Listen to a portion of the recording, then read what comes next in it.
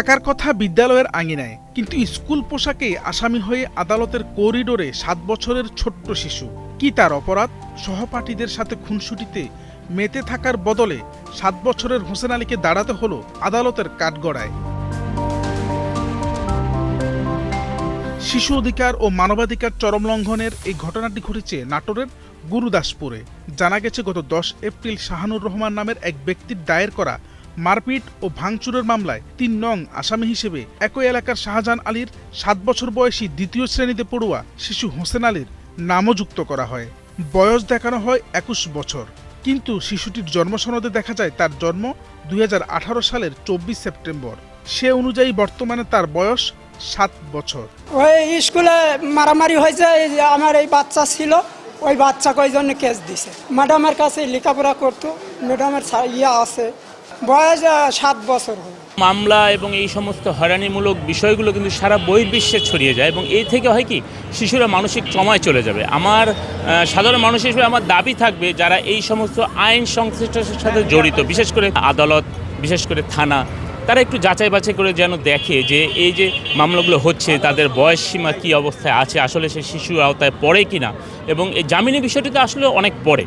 বিষয়গুলো যেন ভবিষ্যতে না ঘটে এবং এটি আমার দাবি থাকবে যেন এই ধরনের ঘটনা পুনরাবৃত্তি না হয়।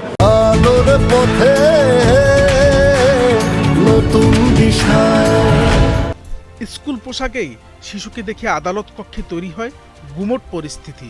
শিশুটি জামিন নিতে গেলে বিচারকের চোখে পড়লে তিনি বাদীকে তলব করেন। এই বাচ্চা একটা স্কুলে, এই দুজন পরিবারের মধ্যে একটা স্কুলে একটা বাচ্চা নিয়ে ঘটনা নিয়ে মামলা হয়, যেখানে আজকের এই শিশু বাচ্চা এ সম্পৃক্তও না, এও জানেও না, কিন্তু তারা অন্য একটা পরিবারের সাথে মামলা হলেও এসে এই বাচ্চাটাকে তারা প্রতিনিধিত্ববশত আসামি দিয়েছে। এই বাচ্চা উক্ত সময় ধারাবাড়িশা স্কুলে ক্লাসরত ছিল মর্মে স্কুলের শিক্ষক একটা প্রতিবেদনও দাখিল করেছে। তার বয়স 15 বছর। আমি যখন তাদের কাছে জিজ্ঞেস করলাম এই বাচ্চার বয়স তো 7 বছর, তখন বলে এই বিষয়ে আমি কিছু বলতে পারবো না, এটা আমরা জানি না। প্রতিহিংসার জেরে একটি শিশুর ভবিষ্যৎকে এভাবে আইনি মারপেঁচে ফেলে দেওয়া নিয়ে ক্ষুব্ধ স্থানীয়রা। প্রশ্ন উঠেছে পুলিশের তদন্ত ও বাদীর সত্যতা নিয়ে।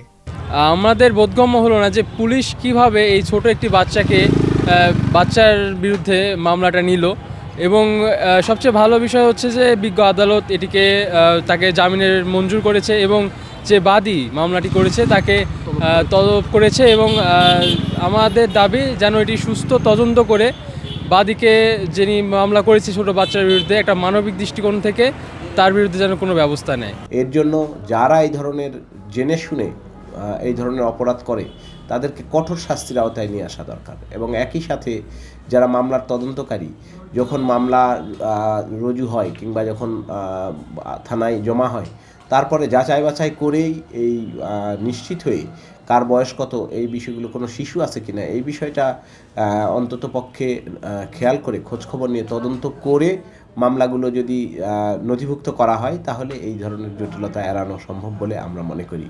শিশু হোসেন আলী বিদ্যালয়ের আঙিনায় ফিরবে ঠিকই, কিন্তু আদালতের আঙিনায় কাটানো মুহূর্তগুলো তার কোমল হৃদয়ে কতটুকু প্রভাব ফেলবে, আর এই দায়ভার কার? এমন প্রশ্ন সকলের। Desk report, Kaler Kantho.